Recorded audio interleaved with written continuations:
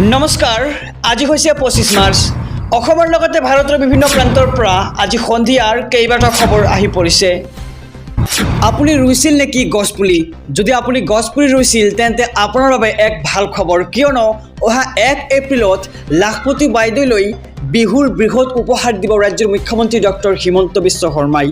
এই মুহূৰ্তৰ খবৰ আমি জনাই গৈছো আমাৰ সমুদৰ্শকক যে অহা 1 এপ্ৰিলৰ পৰা লাভ কৰিব লাখপতি বাইদেউৰ ধন প্ৰথম কিস্তি 10,000 টকা পৰৱৰ্তী কিস্তিত 25,000 কোটি টকা লাভ কৰিব ৰাজ্যৰ লাখপতি বাইদেউসকলে লগতে বিহালী সমষ্টিৰ পৰা আৰম্ভ হ'ব প্ৰথম বিতৰণ প্ৰক্ৰিয়া প্ৰথম কিস্তি 10,000 কোটি টকা 1 এপ্ৰিলত লাভ কৰিব 40 লাখ মহিলাই আৰু 1 এপ্ৰিলত ঘোষণা কৰা হ'ব লাখপতি বাইদেউৰ চূড়ান্ত তালিকা বাছনিভুক্ত মহিলাৰ নাম ফোনযোগে ঘোষণা কৰিব চৰকাৰে যদিহে 10,000 টকাটো ভাল কামত ব্যৱহাৰ কৰে তেন্তে পৰৱৰ্তী সময়ত পাব আৰু 25,000 টকা এই বৃহৎ ঘোষণা কৰে ৰাজ্যৰ মুখ্যমন্ত্ৰী ডক্টৰ হিমন্ত বিশ্ব শৰ্মাই এই মুহূৰ্তত জনাইছো আজিৰ দ্বিতীয় নম্বৰ খবৰটো ৰেচন কাৰ্ডৰ হিতাধিকাৰীৰ বাবে আহি পৰিছে ভাল খবৰ 5 জনতকৈ অধিক সদস্য হলে আপুনি লাভ কৰিব 2 কেজি চেনি 2 কেজি দাইল আৰু 2 কেজি নিমখ হয় ঠিকে শুনিছে যদি আপোনাৰ পৰিয়ালৰ সংখ্যা 5 জনতকৈ অধিক তেন্তে আপুনি লাভ কৰিব এই সমূহ সামগ্ৰী এই মুহূৰ্তৰ খবৰ আমি জনাই যাম এছবি অসম মিডিয়াৰ সমুদৰ্শকক ৰেচন কাৰ্ডৰ হিতাধিকাৰীৰ বাবে আহি গ'ল ডাঙৰ খবৰ যদিহে আপোনাৰ ঘৰৰ সদস্য 5 জনতকৈ অধিক তেন্তে আপুনি লাভ কৰিব 2 কেজি চেনি 2 কেজি দাইল আৰু 2 কেজি নিমখ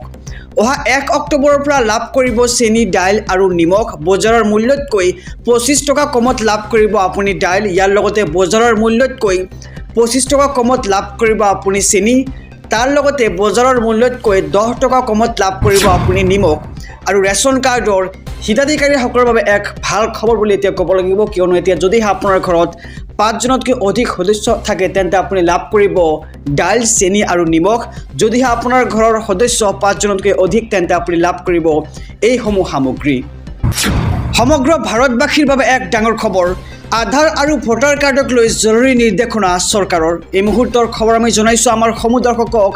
যে আধাৰ আৰু ভোটাৰ কাৰ্ডক লৈ ডাঙৰ খবৰ ইতিমধ্যে আহি পৰিছে ভাৰতৰ প্ৰতিজন নাগৰিকৰ বাবে ভোটাৰ কাৰ্ডৰ সৈতে লিংক কৰিব লাগিব আপোনাৰ আধাৰ কাৰ্ডখন সংবিধান আৰু আইন অনুসৰি এই সংযোগীকৰণ ৰূপায়ণ হ'ব আৰু নিৰ্বাচন আয়োগ কেন্দ্ৰীয় গৃহ মন্ত্ৰালয় বিধায়নী বিভাগ UIDAIৰ বৈঠকত লগ হৈছে এই ডাঙৰ সিদ্ধান্ত সংবিধানৰ 326 নং অনুচ্ছেদ অনুসৰি ভোটাধিকাৰ কেৱল ভাৰতৰ নাগৰিককহে দিব পাৰি বৈঠকত নিৰ্বাচন আয়োগৰ এই মন্তব্য পূৰ্বে ভোটাৰ কাৰ্ডৰ সৈতে আধাৰ সংযোগ কৰাটো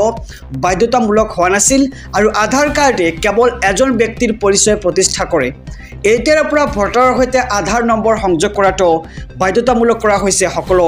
নাগৰিকৰ বাবে শীঘ্ৰেই দেশত আৰম্ভ হ'ব ভোটাৰৰ সৈতে আধাৰ নম্বৰ সংযোগীকৰণৰ প্ৰক্ৰিয়া আৰু আধাৰ কাৰ্ড আৰু ভোটাৰ কাৰ্ডক লৈ ডাঙৰ খবৰ ইতিমধ্যে আমি জনাইছোঁ আমাৰ সমুদৰ্শকক যে ভোটাৰ কাৰ্ডৰ সৈতে আপুনি অতি শীঘ্ৰেই লিংক কৰি পেলাওক আপোনাৰ আধাৰ কাৰ্ডখন আৰু ডাঙৰ খবৰ দিছে এতিয়া নিৰ্বাচনী আয়োগে আহিছোঁ পৰৱৰ্তী খবৰৰ মাজলৈ পঞ্চায়ত নিৰ্বাচনক লৈ আহি গ'ল ডাঙৰ খবৰ এপ্ৰিলৰ প্ৰথম সপ্তাহতে জাৰি হ'ব অধিসূচনা পঞ্চায়ত নিৰ্বাচনক লৈ ৰাজ্য চৰকাৰৰ ডাঙৰ ঘোষণা এপ্ৰিলৰ প্ৰথম সপ্তাহতে অধিসূচনা জাৰি হোৱাৰ সম্ভাৱনা সম্পূৰ্ণ হৈছে ইতিমধ্যে সকলো প্ৰস্তুতি সময়ত পঞ্চায়ত নিৰ্বাচন নহ'লে আঁচনি ধন মুকলি হোৱাত হ'ব অসুবিধা আৰু সময়ত পঞ্চায়ত নিৰ্বাচন নহ'লে যিহেতু আঁচনি ধন মুকলি হোৱাত অসুবিধাৰ সন্মুখীন সেয়েহে এপ্ৰিলৰ প্ৰথম সপ্তাহতে জাৰি হ'ব পঞ্চায়ত নিৰ্বাচনৰ অধিসূচনা নিৰ্বাচনী আয়োগ সাজু হৈছে পঞ্চায়ত নিৰ্বাচনৰ বাবে আৰু পঞ্চায়ত নিৰ্বাচনক লৈ মন্ত্ৰী ৰঞ্জিত কুমাৰ দাসৰ ডাঙৰ ঘোষণা পঞ্চায়ত নিৰ্বাচনক লৈ সাজু হৈছে এতিয়া চৰকাৰ এপ্ৰিলৰ প্ৰথম সপ্তাহতে অধিসূচনা জাৰি হোৱাৰ সম্ভাৱনা আৰু সম্পূৰ্ণ হৈছে ইতিমধ্যে সকলো ধৰণৰ প্ৰস্তুতি সময়ত পঞ্চায়ত নিৰ্বাচন নহ'লে আঁচনি ধন মুকলি হোৱাত অসুবিধা হ'ব যাৰ বাবে এপ্ৰিলৰ প্ৰথম সপ্তাহতে জাৰি কৰা হ'ব পঞ্চায়ত নিৰ্বাচনৰ অধিসূচনা আৰু নিৰ্বাচনী আয়োগো সাজু হৈছে পঞ্চায়ত নিৰ্বাচনৰ বাবে